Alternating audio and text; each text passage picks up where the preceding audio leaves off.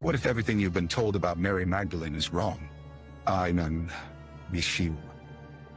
What if this mysterious woman, often painted as nothing more than a repentant sinner, was actually something far more significant?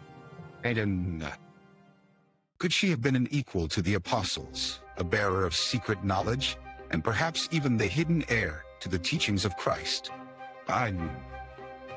For centuries, Mary Magdalene has been relegated to the shadows, her true role in the life of Jesus obscured by tradition.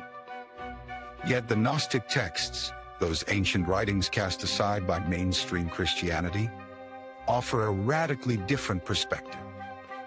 According to these texts, Mary wasn't just a follower, she was a leader. She wasn't merely a woman saved by grace. She was a woman entrusted with wisdom that could change the course of history. In the Gnostic Gospel of Mary, a text that was suppressed for over 1,000 years, Mary Magdalene speaks with a clarity and authority that no other disciple possesses. In this account, she is not portrayed as a sinner, but as a spiritual teacher with profound insight into the mysteries of the universe. Her conversations with the disciples reveal not only her knowledge, but also their doubts and jealousy. The apostles, particularly Peter, seem to struggle with the idea that a woman could possess such deep spiritual wisdom. In one passage, Peter even questions whether Jesus would have told Mary things he hadn't revealed to them. Could it be that Mary Magdalene was not just a companion of Jesus, but his confidant? What if she was the person Jesus entrusted with his most sacred teachings, those that he knew would be misunderstood or lost if revealed to the world too soon?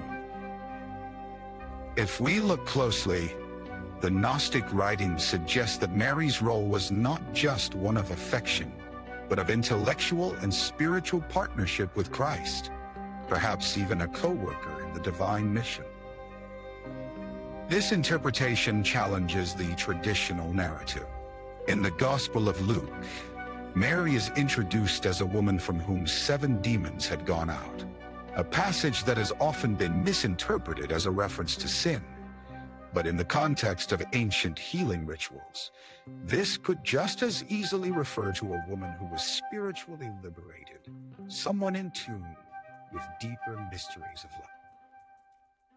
The Gospel of Mary presents an entirely different version of her story. In this text, Jesus imparts secret knowledge to Mary, knowledge that is not for the masses, but for the few who are ready to receive it.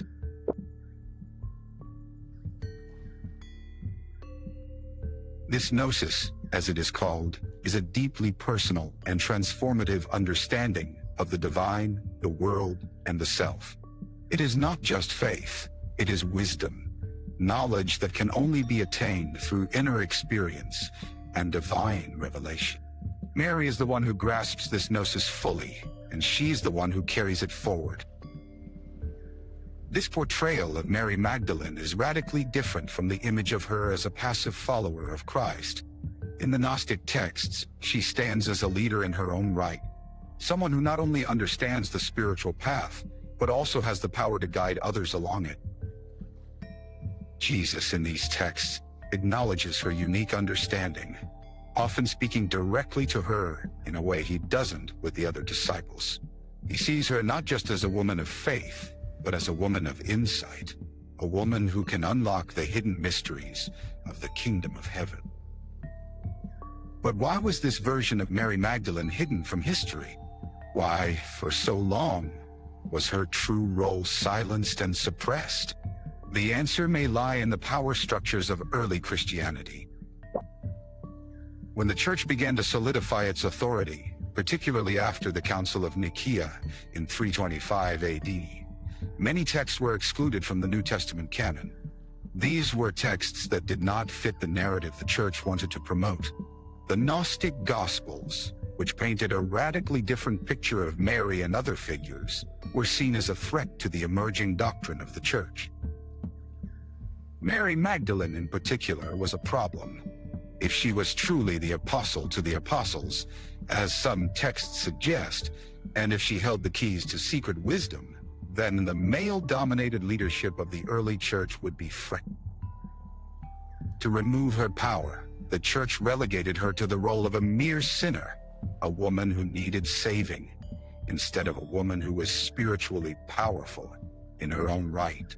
The Gnostics, however, saw her as a key figure, a symbol of both divine wisdom and feminine power. In the Gospel of Thomas, another Gnostic text, Jesus speaks to his disciples in a way that highlights Mary's unique spiritual insight.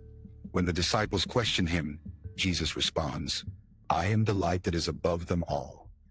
I am the all. The all came from me, and the all reached me. Split a piece of wood, and I am there. Lift up the stone, and you will find me there." This idea of divine presence within all things echoes the Gnostic belief that true spiritual understanding comes not from dogma or doctrine, but from the direct personal experience of the divine in the world around us. It is a belief that Mary Magdalene in these texts embodies completely. Her silence as a co-worker or potential heir to Jesus' teachings is also part of the mystery. Was she chosen to carry on Jesus' legacy in secret, entrusted with knowledge too sacred for the public?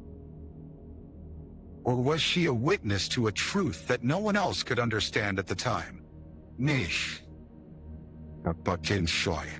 Perhaps her role was never meant to be public, and the wisdom she held was always meant to be passed on quietly, in the hearts and minds of those who truly understood it. Think about this. If Mary Magdalene was indeed the holder of hidden knowledge, what might that knowledge have been? What if, through the secret teachings she carried, she held the key to a deeper understanding of life, death, and the divine? Would it have been a knowledge that could change the world as we know it? One that transcended religious and societal boundaries?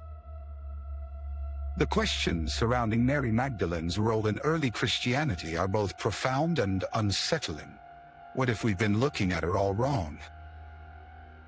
What if she was not the penitent sinner, but the spiritual leader, the secret co-worker, or even the silent heir to Christ's teachings? Her legacy, long shrouded in mystery, may hold the key to a deeper understanding of the very foundation of Christianity itself. As we uncover these hidden truths, we must ask ourselves, what else have we been told about the history of Christ and his disciples that is not what it seems? How many other secrets, like the role of Mary Magdalene, have been lost to time, hidden by those who sought to control the narrative?